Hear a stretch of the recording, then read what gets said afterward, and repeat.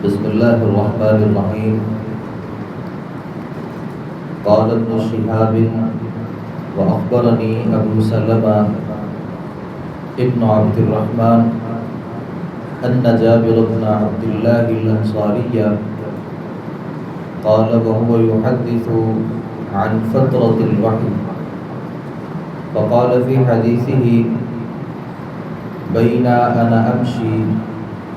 إذ سمعت صوتا من السماء. ابن شہاب کہتے ہیں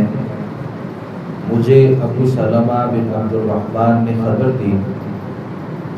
کہ جابر بن عبداللہ انصاری رضی اللہ عنہما نے فرمایا جب وحی کے وقفے کے متعلق بیان کر رہے تھے انہوں نے اپنے بیان میں فرمایا کہ اسی اثناء میں کہ میں چل رہا تھا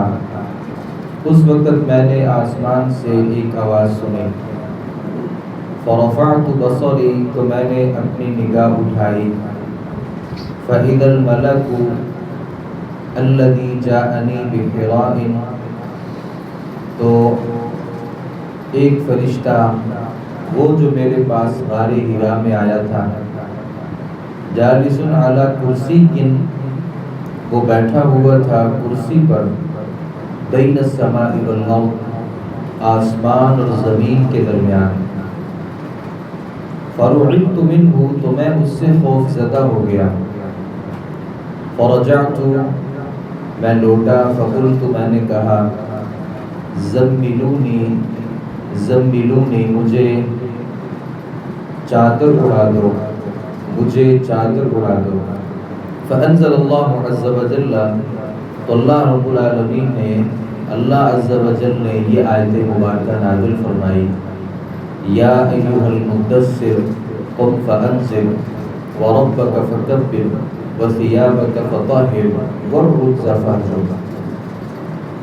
فحمی الوحی وتواتر پھر وحی گرم ہو گئی اور پہ در پہ آنے لگی. کتاب بدء الوحی وحی کے آغاز کے سلسلہ میں صحیح بخاری کی یہ چوتھی حدیث ہے. نبی مکرم صلی اللہ علیہ وسلم نے آسمان سے ایک آواز سنی اور یہ اس زمانے کی بات ہے جب سب سے پہلی آپ کی طرف وحی نازل ہوئی تھی جو غار حرا میں آپ کے پاس جبرائیل تشریف لائے. اور اس زمانے سے لے کے 3 سال گزر گئے اور جبرائیل وحی لے کر کے نبی کریم صلی اللہ علیہ وسلم کے پاس تشریف نہیں لائے. اور یہ 3 سال کا ایک طویل عرصہ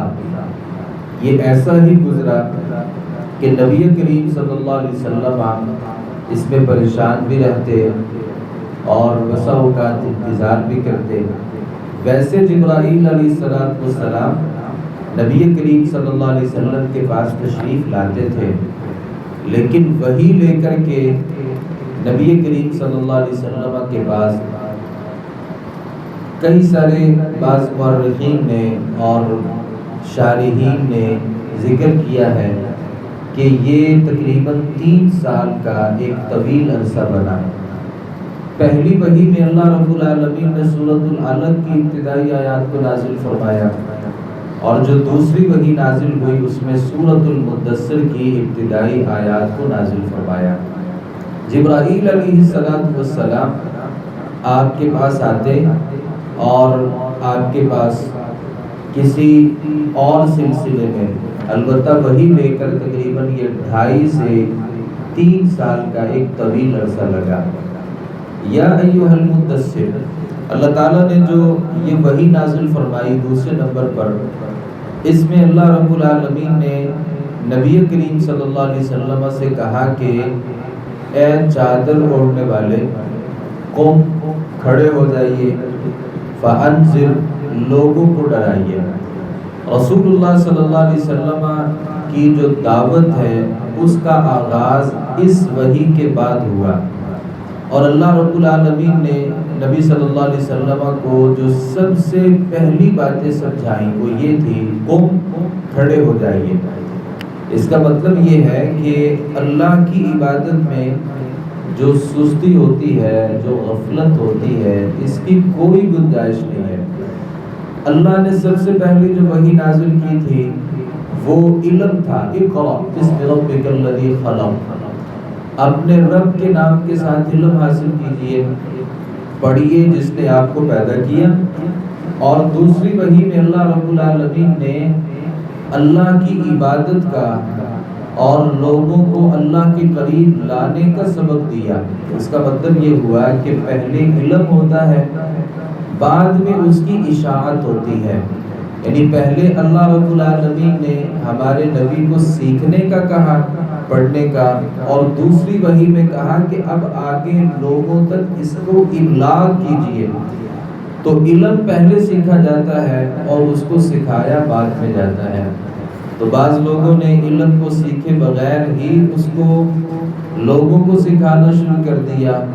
اور یہ باور کروانا شروع کر دیا کہ ہمارے پاس اس چیز کا علم موجود ہے، تو یہ سراسر غلط بات ہے۔ اللہ کی عبادت کے لیے اور اللہ کی عبادت کی طرف لوگوں کو راغب کرنے کے لیے جو سستی ہے، اس کو چھوڑنا بہت ہی زیادہ ضروری ہے۔ اللہ تعالیٰ نے ساتھ ہی کہا، یا ایھا المدثر قم فانذر وربک فکبر، اپنے رب کی کبریائی کا تذکرہ کیجیے۔ دعوت کے اسلوب میں اور دعوت کے جو طریقے ہیں ان میں یہ طریقہ بہت ہی زیادہ ضروری ہے کہ بسا اوقات کوئی بندہ کسی بڑے بندے سے مرعوب ہو جاتا ہے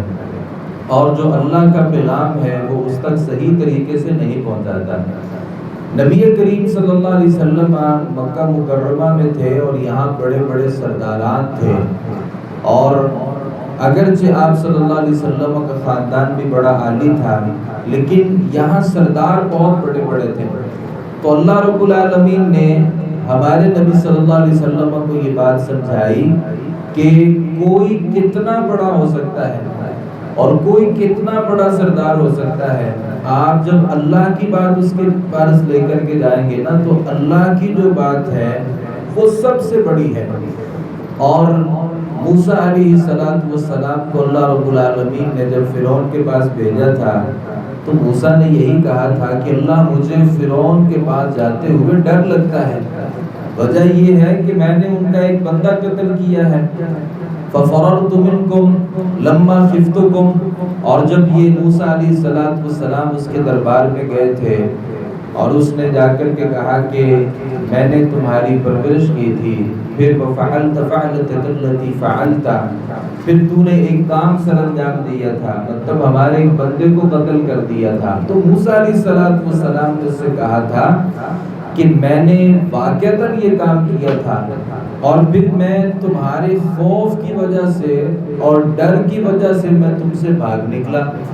اللہ رب العالمین سے کہا کہ اللہ مجھے موسیٰ کے پاس ڈرتے جاتے ہوئے ڈر لگتا ہے، یہ میرا بھائی ہارون ہے، اس کو میرے ساتھ بھیجیے۔ تو اس کا مطلب یہ ہوا کہ بسا اوقات دعوت میں انسان کے لیے ڈر ہوتا ہے، کسی بڑے بندے کو بات سمجھانے کے لیے بندے کے دل میں ایک ڈر پیدا ہوتا ہے، خاص طور پہ جب آپ یہ کہیں گے ساری دنیا کو کہ تمہارا یہ معبود یہ کوئی معبود نہیں ہے، صرف ایک رب ہے، تو لوگ آپ کے مخالف ہوں گے۔ تو اللہ رب العالمین نے ہمارے نبی صلی اللہ علیہ وسلم کو یہ بات سمجھائی کہ لوگوں سے تمہارا رب جو ہے نا وہ بہت بڑا ہے، اور تمہارے رب کا جو پیغام ہے وہ بھی بہت بڑا ہے، اور اس کی دعوت بہت بڑی ہے۔ اور ساتھ ہی اللہ رب العالمین نے فرمایا وَثِيَابَكَ فَطَهِّرْ، اپنے کپڑے صاف رکھیے۔ یہ جو کپڑوں کا صاف رکھنا ہے یہ طہارت کا حکم دینا ہے، اور یہ اسلام کی ابتدائی احکامات میں سے ہے کہ کوئی بندہ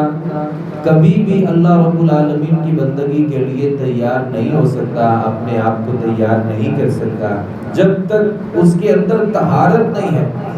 اور یہ طہارت کی جو نعمت ہے نا یہ صرف اور صرف اللہ رب العالمین نے اپنے مسلمان بندوں کو دی ہے، اپنے مسلمان بندوں کو۔ یہ کافر جو لوگ ہیں یہ جتنے بھی صاف ستھرے رہ جائیں یہ کبھی بھی مسلمانوں کی طہارت کا مقابلہ نہیں کر سکتے، کیونکہ مسلمانوں کی طہارت میں وضو ہے، اور ایک بندہ دن میں 5 مرتبہ کم از کم وضو کرتا ہے، اور جو کم از کم 5 مرتبہ وضو کرتا ہے وہ غسل بھی کرتا ہے۔ تو کپڑوں کو پاک رکھنے سے جو جسمانی طہارت ہے یہ بھی اس کے اندر شامل ہے۔ پھر جسمانی طہارت کے ساتھ ہماری قلبی طہارت ہے۔ ہماری قلبی طہارت میں کیا ہے کہ ہمارے دل میں اللہ سے بڑھ کے کسی کی محبت نہیں ہونی چاہیے، ہمارے اس دل میں اللہ کے کسی شریک کی محبت نہیں ہونی چاہیے، ہمارے دل میں اللہ کی نافرمانیوں کے جذبے نہیں ہونے چاہیے، اور ہمارے ان دلوں میں غیر اللہ کی عبادت اور غیر اللہ کی جو استعانت ہے اور غیر اللہ سے جو مدد مانگنا ہے اور غیر اللہ کے سامنے اپنی پیشانیوں کو جھکانا ہے، یہ جو شرک کی غلاظت ہے بندے کے دل میں، اس سے بھی اپنے آپ کو صاف رکھنا ہے، جسمانی طور پہ بھی اپنے آپ کو صاف رکھنا ہے، اور کپڑوں کو بطور خاص اللہ رب العالمین نے یہاں پہ ہمارے نبی صلی اللہ علیہ وسلم سے فرمایا کہ اپنے کپڑوں کو صاف رکھیے، اور پھر اللہ رب العالمین کی جو بندگی ہے اور اللہ رب العالمین کی جو عبادت ہے اس کی طرف لوگوں کو راغب کیجیے۔ اللہ تعالیٰ نے ایک دوسرے مقام پر ارشاد فرمایا فَاجْتَنِبُوا الرِّجْسَ مِنَ الْأَوْثَانِ وَاجْتَنِبُوا قَوْلَ الزُّورِ، یہ جو بتوں کی گندگی ہے نا اس سے بھی اپنے آپ کو بچائیے، اور اسی طریقے سے جو جھوٹی بات ہوتی ہے اس سے بھی اپنے آپ کو بچائیے۔ تو اس کا مطلب یہ ہے کہ بدنی طہارت بھی ضروری ہے، قلبی طہارت بھی ضروری ہے، اور اسی طریقے سے ہمارے جو کپڑوں کی طہارت ہے یہ بھی بہت زیادہ ضروری ہے۔ تو یہ پہلی جو وحی ہے وہ سورۃ العلق کی ابتدائی آیات، اور دوسری جو وحی ہے وہ سورۃ المدثر کی ابتدائی آیات، وہاں اللہ رب العالمین نے سیکھنے کا حکم دیا، اور یہاں اپنی عبادت کے لیے لوگوں کو اللہ کے دین کی طرف راغب کرنے کا، اور راغب کرنے کے لیے اللہ رب العالمین نے جو اسلوب ذکر کیے ان میں سب سے پہلا اسلوب یہ ہے قم فانذر، کھڑے ہو جائیے اور اپنے آپ سے سستیوں کو اور غفلتوں کو اور یہ جو بندے کے اندر ایک سستی پیدا ہوتی ہے اس کو دور کر کے ایک داعی کی حیثیت سے اور ہر چیز سے بڑھ کے اللہ رب العالمین کو سمجھنا اور اللہ کی دعوت کو سمجھنا، اور پھر لوگوں کو اس کا ابلاغ کرنا، اور نبی صلی اللہ علیہ وآلہ وسلم نے پھر ایسا ہی کیا۔ اس وحی کے بعد آپ پھر بیٹھے نہیں، اور جو کمبل لے کر کے لیٹے ہوئے تھے آپ صلی اللہ علیہ وسلم کھڑے ہوئے، آپ نے کمر کس لی اور پھر لوگوں کو اکٹھا کیا، اور اللہ رب العالمین کا جو پیغام ہے وہ لوگوں تک پہنچاتے رہے، اور یہ پھر ایسا سلسلہ تھا جو 3 سال تک وحی کا سلسلہ منقطع ہو گیا تھا۔ اس وحی کے بعد وحی کا سلسلہ جو ہے وہ گرم جوشی کے ساتھ چلتا رہا، اور مسلسل جبرائیل علیہ السلام ہمارے نبی صلی اللہ علیہ وسلم کے پاس آتے رہے جب بھی مسلمانوں کو مسئلہ درپیش ہوتا، اور آپ صلی اللہ علیہ وسلم نے اللہ رب العالمین سے اس مسئلہ کی رہنمائی لینا ہوتی، جبرائیل علیہ السلام تشریف لاتے، اور جو رہنمائی ہوتی وہ اللہ رب العالمین کی طرف سے نبی صلی اللہ علیہ وسلم کی رہنمائی فرماتے۔ اللہ تعالیٰ سے دعا ہے صحیح معنوں میں حدیث کو سمجھنے، اس کو عمل پر ہونے کی توفیق عطا فرمائے۔ وما علینا الا البلاغ المبین۔